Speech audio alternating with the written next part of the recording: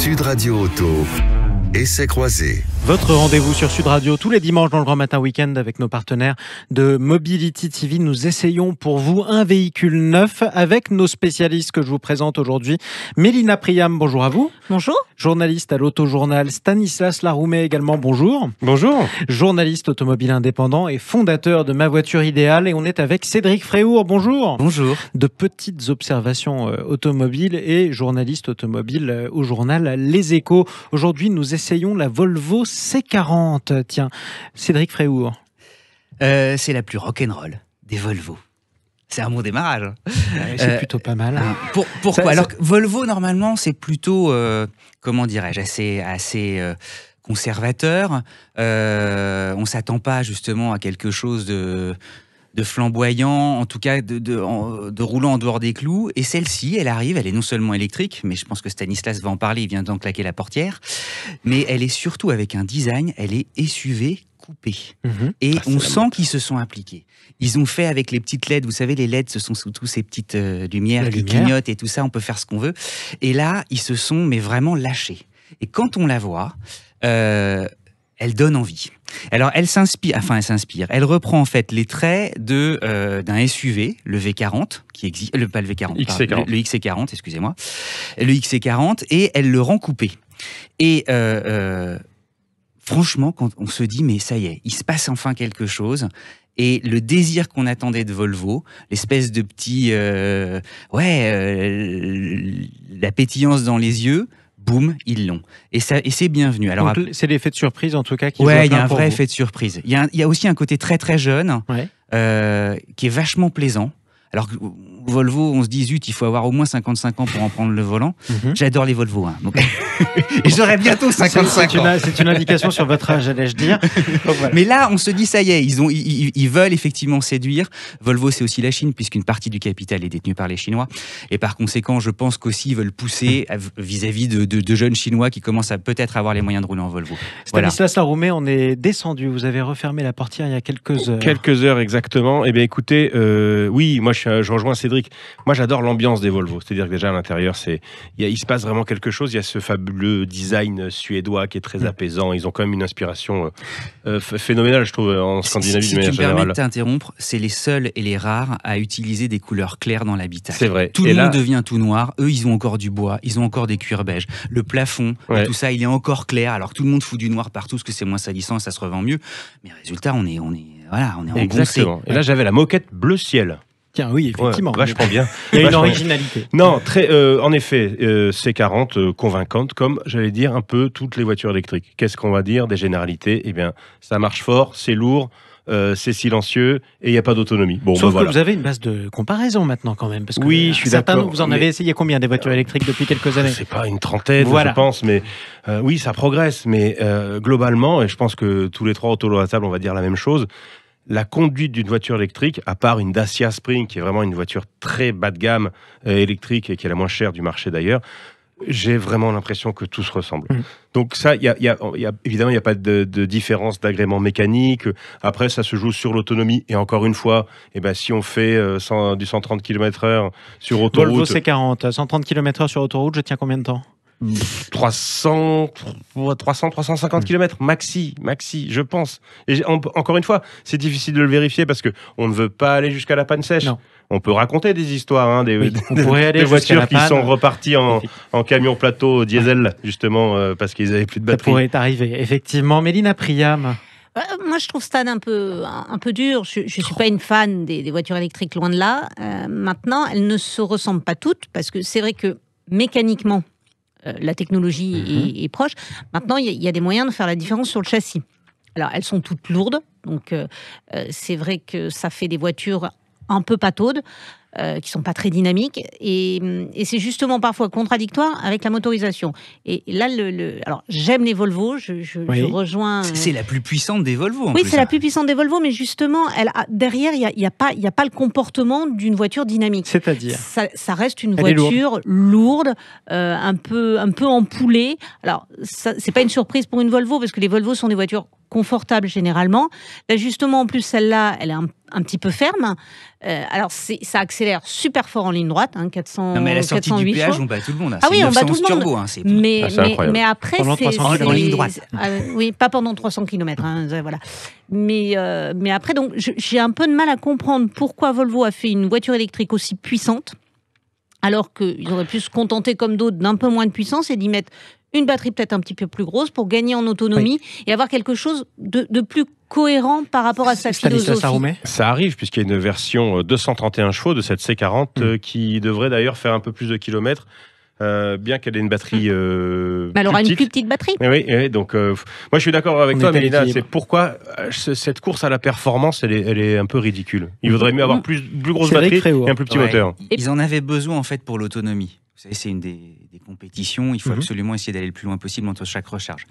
Et là, elle est à 400 km WLTP, un petit peu dans ces eaux-là, ce qui veut dire, on l'a dit sur autoroute, à partir de 300, on commence à... C'est compliqué. Il faut qu'on s'arrête pour éviter de garder les copains qui sont avec vous au volant, parce que sinon tout le monde va s'engueuler. Et 400, il aurait fallu 600 pour assurer tout le monde.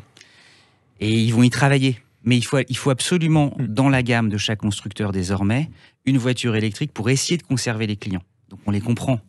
Bon, chacun va bosser, Volvo va bosser. Eux, ils ont aussi des objectifs à 2025 où toute la gamme quasiment va basculer. Volvo a été le premier à annoncer qu'ils voulaient électrifier l'ensemble de leur gamme, que le thermique pour eux c'était fini. Ils étaient pionniers en termes de plug-in hybride aussi. Tout à fait. Donc revenons à cette Volvo C40. On parle d'une voiture qui est très puissante, qui pêche sur l'autonomie. Si je vous écoute tous les trois, à quel type de public elle s'adresse ? À tous ceux qui veulent des SUV, c'est-à-dire normalement qui ont un peu de sous, parce qu'elle coûte... Elle coûte cher. Forcément, elle coûte, je vais vous le dire, j'ai le prix à partir de, comme j'ai pas mes lunettes, celle que j'ai essayée, 57 000 €. Voilà, c'est rien du tout, c'est vraiment... Mais la version 231 chevaux, 46 800 €. Beaucoup moins cher. Ça fait quand même... C'est un joli budget, ouais. C'est un joli budget. Donc, un public fortuné avec évidemment du volume, mais en même temps c'est un SUV, ça peut paraître assez paradoxal, qui est suffisamment, qu'on peut garer, c'est 4,50 m à peu près, donc ça va, c'est pas dans un Paris ou dans une grande ville qui se ferme à l'automobile. On passe dans les rues de Toulouse encore. On arrive encore à manœuvrer, pour combien de temps je sais pas, mais on y arrive encore un peu. Elle va plaire aussi surtout aux geeks. Pourquoi ? Parce qu'à l'intérieur, et notamment le système de navigation. Volvo s'est dit, plutôt que de faire une compétition avec Google et toute la planète geek qui sait très très bien faire ce genre de logiciel, autant aller chercher chez Google quelque chose qui fonctionne, parce qu'on n'aura pas les sous, et de toute façon cette compétition, on va la perdre. Et c'est ce qu'ils ont fait. Et ça marche très bien. Et la navigation, le système de navigation, l'ensemble du logiciel d'exploitation, en fait, c'est Google et Android. Et ça fonctionne on est chez soi, on se sent vachement bien. Ouais. On a ses repères, ça marche top. Quand vous êtes habitué effectivement au smartphone Android. Du coup, feu vert ou feu rouge, tiens, pour la Volvo C40. Deux, trois choses à dire dessus. Stanislas Aroumet en 2-3 mots. Un peu dur. Le coffre est trop petit, il n'y a pas beaucoup de place à l'arrière et on est un peu confiné. Un peu confiné. À l'arrière. Non, dites pas qu'on est confiné. Mais c'est pour ça, c'est un mot qu'on ne supporte pas. Personne ne dit ça, c'est terminé. Est-ce que j'achète ou est-ce que j'achète pas ? Si vous avez les moyens, achetez, allez-y. Voilà, si j'ai les moyens. Effectivement, ça réduit un petit peu la cible. Pareil. J'achète pour son état d'esprit et son petit look. Et c'est une cool car. On a envie de... Pour une expérience, Mélina Priam. J'adore l'ambiance parce que j'adore les Volvo, mais j'achète pas forcément parce que pas assez d'autonomie, et cher. Un plaisir éphémère. On va rester là-dessus. Merci à tous les trois d'être intervenus dans le Grand Matin Week-end sur Sud Radio. Mélina Priam, journaliste à l'Autojournal. Stanislas Laroumet, journaliste automobile indépendant, fondateur de Ma Voiture Idéale. Et Cédric Fréhour, de Petites Observations Automobiles et journaliste auto aux Échos. Je vous dis à dimanche prochain. Merci. À dimanche. Sud Radio Auto. Essai croisé. Votre rendez-vous hebdomadaire de l'automobile justement sur Sud Radio avec Mobility TV. Aujourd'hui, on se concentre sur l'évolution du marché électrique, notamment avec des innovations. Bonjour Bertrand Lepage. Bonjour. Bienvenue à vous sur Sud Radio. Vous êtes PDG de Wattpark. Alors c'est un concept assez novateur. C'est le Airbnb de la borne de recharge. Comment ça fonctionne, Wattpark ? Alors, Wattpark, c'est un écosystème de recharge, c'est-à-dire que nous offrons en fait de la tech, c'est-à-dire un logiciel qui vous permet en fait de gérer des réservations quand vous êtes un propriétaire de bande de recharge, et nous offrons aussi du hardware, donc c'est-à-dire la bande de recharge que vous pouvez installer et que vous pouvez soit utiliser pour vous, soit que vous pouvez en fait partager. Le concept fait en sorte que, en tant que propriétaire, vous pouvez monétiser l'utilisation de votre place de parking équipée d'une borne de recharge. Et c'est pour ça que les médias nous ont surnommé le Airbnb de la borne de recharge qui s'y prête bien. Donc ça veut dire concrètement que si je fais installer une borne de recharge pour mon véhicule électrique, eh bien je peux gagner un peu d'argent grâce à Wattpark en la louant à des particuliers.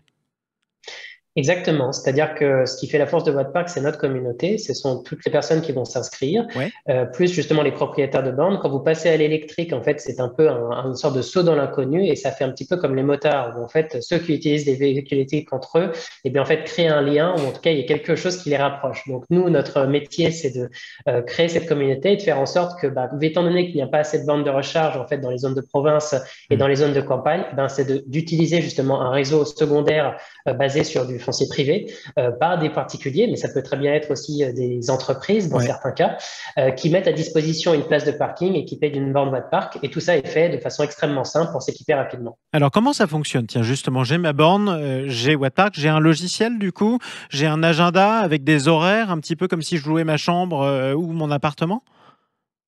C'est exactement ça, vous l'avez dit, c'est que vous avez une borne, donc c'est-à-dire que quelqu'un va venir vous l'installer chez vous, à l'endroit où vous le souhaitez, et vous n'avez plus qu'à connecter justement votre borne de recharge à notre outil en ligne. Vous avez quelqu'un chez nous qui vous accompagne dans cette procédure-là, et effectivement, un peu sur le même principe qu'Airbnb, vous définissez en fait comme dans un grand agenda à quel jour et quelle heure vous souhaitez mettre à disposition votre borne. Vous pouvez très bien dire que vous l'utilisez la nuit et que le jour, en fait, vous ne l'utilisez pas. Voilà. C'est vous qui décidez et c'est vous qui définissez le taux horaire pour pouvoir justement stationner et utiliser votre borne de recharge. Et de l'autre côté, et ça est la partie intéressante, c'est que les utilisateurs, eux, de bornes de recharge, téléchargent l'application, téléchargent aussi en fait leur destination et vont voir toutes les bornes de recharge qui vont être partagées par les propriétaires et vous pouvez la réserver.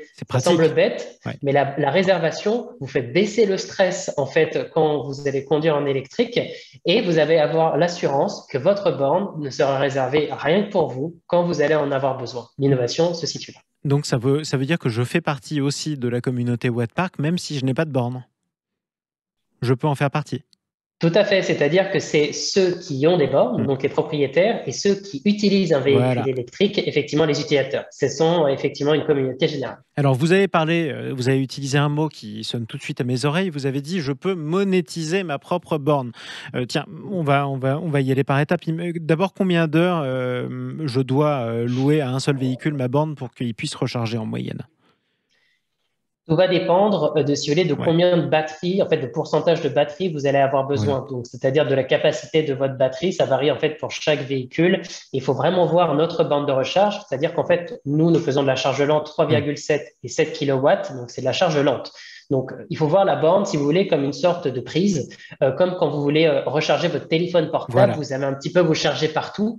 Et bien là, c'est un peu le même principe. C'est sûr que vous ne l'avez pas resté 20 heures en fait chez un particulier. Vous allez en recharger 1 heure ou 2. Et là, pour le coup, vous allez revenir chez vous, vous recharger intégralement. C'est plutôt ça, au final, le cas de figure. On aura offert une solution d'appoint à destination et proche de là où vous allez aller, que ce soit pour faire votre sport, faire vos courses. Comme si j'en mettais 10 ou 20 litres avant d'être à sec sur une voiture thermique. Vous avez parlé de monétiser. Alors, ça peut chiffrer jusqu'à combien? Par exemple, si je loue, par exemple, ma borne pour 2 heures. Mais en fait, c'est vous qui définissez le taux horaire. Donc, pour 2 heures, vous pouvez être… En fait, et tout va dépendre de la fréquentation et tout va dépendre, on va dire, du nombre de véhicules électriques qui sont en fait à proximité, justement, de votre point de charge et du nombre de points de charge, si vous voulez, publics qui sont à disposition. Voilà, de l'offre et de la demande, quoi.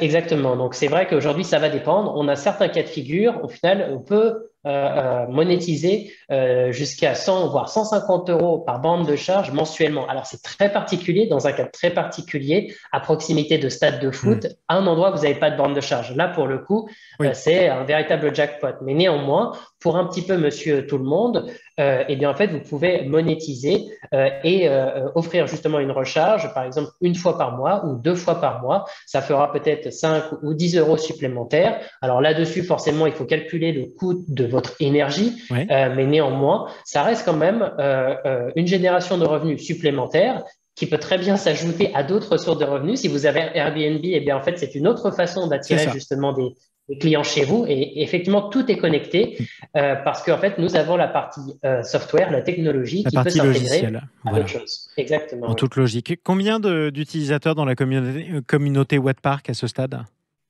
Alors, on a un petit peu moins de 10 000 utilisateurs, tout compris, donc ceux dont on parlait tout à l'heure. Et aujourd'hui, c'est vrai qu'on est en train de développer notre communauté. Ça va en fait de pair avec en fait le nombre d'installations que l'on réalise. Néanmoins, étant donné qu'on peut avoir beaucoup plus d'utilisateurs, l'idée pour nous actuellement, c'est d'offrir une expérience qui soit la meilleure possible par le biais justement de l'utilisation de nos bornes. Donc, on va progressivement, on vient de réaliser une levée de fonds en fait pour nous permettre d'avancer pas à pas. Et l'idée, en fait, c'est de très rapidement, à partir de cet été, probablement en fait à la rentrée prochaine, de pouvoir aller beaucoup plus vite en industrialisant en fait notre production et en pouvant en fait uniquement en allant chercher la demande et l'adoption croissante de véhicules électriques en France qui ne va faire que augmenter dans les 10 prochaines années. Et c'est un marché en plein boom, on ne cesse de le répéter. Merci beaucoup Bertrand Lepage, PDG de Wattpark. Merci à vous d'être intervenu sur Sud Radio, dans Sud Radio Auto. Essai croisé 0826 300 300. Eric, bonjour à vous. Bonjour monsieur, bonjour. Bienvenue à vous sur Sud Radio. Bien, écoutez, je suis ravi. Vous êtes le 4e à avoir composé le 0826 300 300 et du coup, Sud Radio et c'est mon partenaire Mobility TV ont le plaisir de vous offrir 4 places pour le salon Rétromobile. C'est le salon international des véhicules de collection. C'est à partir du 16 mars à Paris. Très bien, écoutez, je vous en remercie. Ça me fera plaisir et je sais à qui ça fera plaisir aussi. C'est-à-dire, avec qui vous allez y aller ? Je vais y aller d'abord avec mon épouse et surtout avec... mon gendre et ma belle-fille. Mon gendre est un passionné de voitures anciennes. Et vous, du coup aussi, j'imagine. Moi, je trouve ça beau. Mais en mécanique, tout ça, je ne connais pas grand-chose. Pas grave. Mais j'aime les carrosseries, voilà. Mais mon gendre aime aussi les moteurs. Mais écoutez, vous ne serez pas déçus parce qu'entre les moteurs et les carrosseries et les véhicules de collection, vous n'allez pas en manquer. Ce sera aussi pour le plaisir des yeux d'ailleurs. Le salon Rétromobile, je le rappelle, c'est à partir du 16 mars jusqu'au 20 mars. C'est à Paris. Du coup, chez vous, Eric, c'est assez pratique où vous écoutez Sud Radio sur le 99.9 et on est ravis. On est ravis en tout cas de vous envoyer. Tous les jours et les émissions de Berkoff sont un régal. Mais écoutez, on lui transmettra et on l'embrasse très fort aussi, André Berkoff, qui est en week-end bien mérité. Merci beaucoup. Bonne route à vous, Eric. Voilà. Vous nous rappelez quand vous voulez. Vous avez mon adresse et vous avez quoi que ce soit. On a tout ce qu'il faut. Rester en ligne. On vous retrouve tout de suite sur le standard de Sud Radio. Merci. C'est parfait. Merci.